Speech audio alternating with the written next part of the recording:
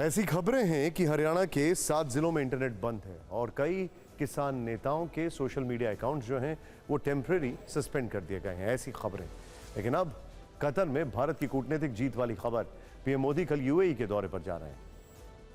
वहां से अगले दिन 14 फरवरी को पीएम कतर की राजधानी दोहा पहुंचेंगे। कतर दौरे की जानकारी विदेश सचिव ने अपनी मीडिया ब्रीफिंग के दौरान दी। पीएम मोदी के कतर दौरे से 2 दिन पहले कूटनीतिक जीत वाली अच्छी खबर सामने आई है।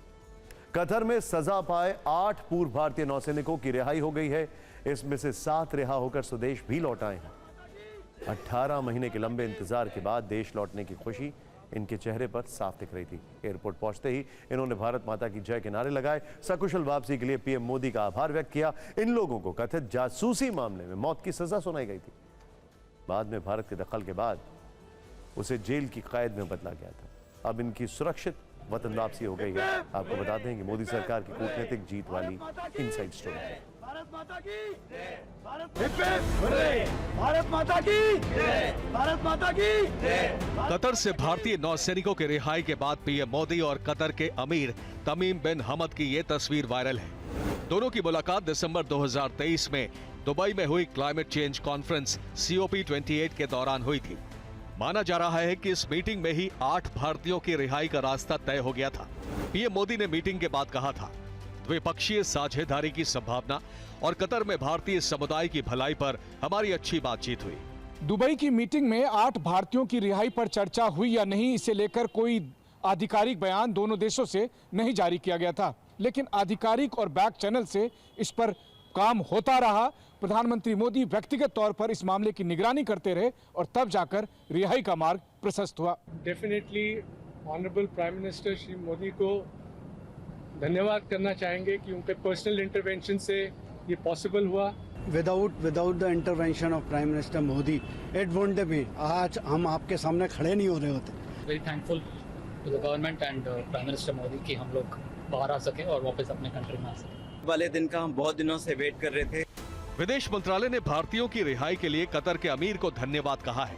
विदेश सचिव विनय क्वात्रा ने बताया है कि ये पीएम मोदी के सशक्त नेतृत्व के कारण संभव हुआ है।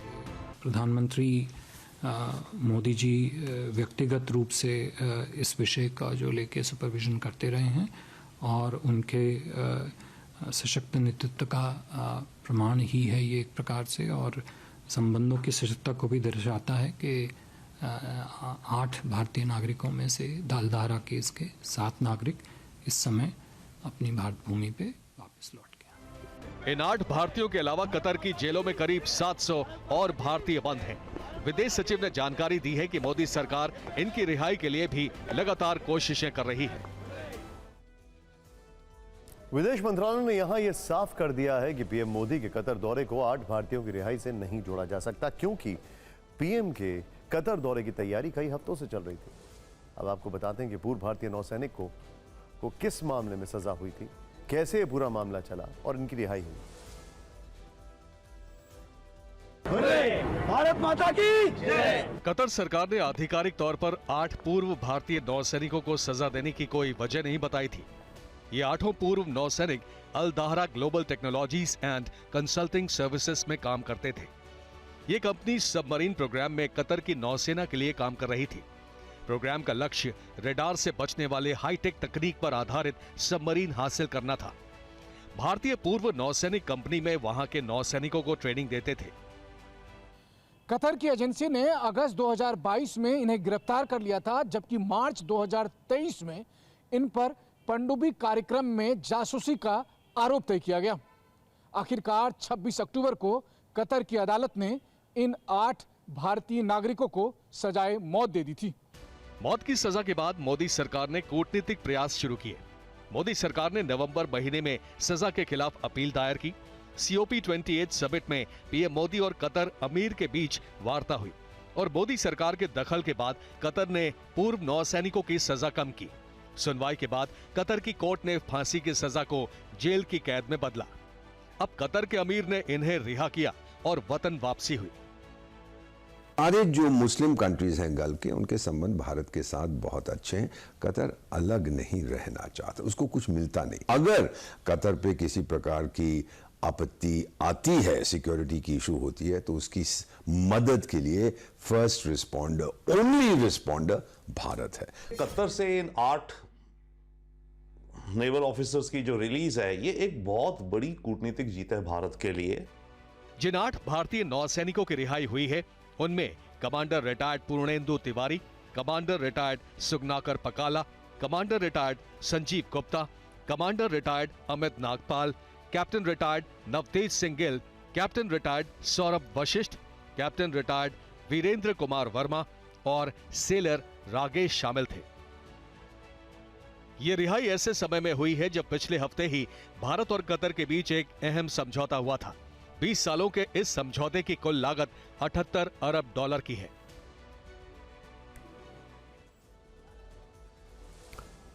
हमारे संवाददाता मनीष झा ने 8वें भारतीय पूर्व सैनिक की रिहाई से जुड़ी बड़ी खबर हमारे साथ साझा की है। आधिकारिक सूत्रों के मुताबिक 8वें नौसैनिक के पेपर तैयार किए जा रहे हैं।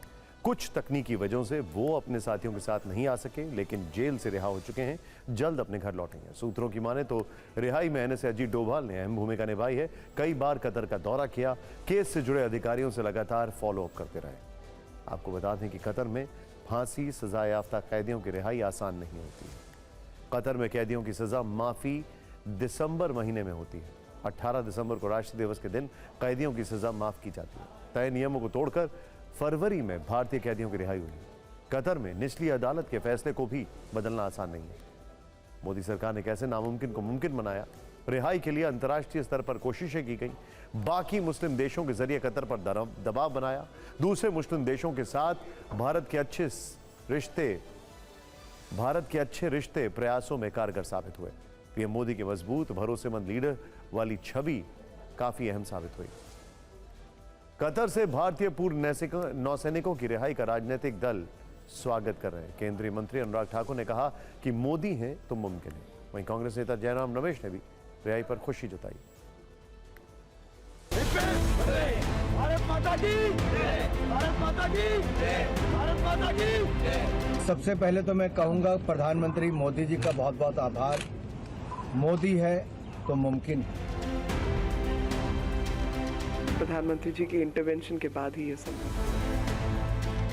खुशी है कि इनको रिहा कर दिया गया है और वो वापस आ गए हैं।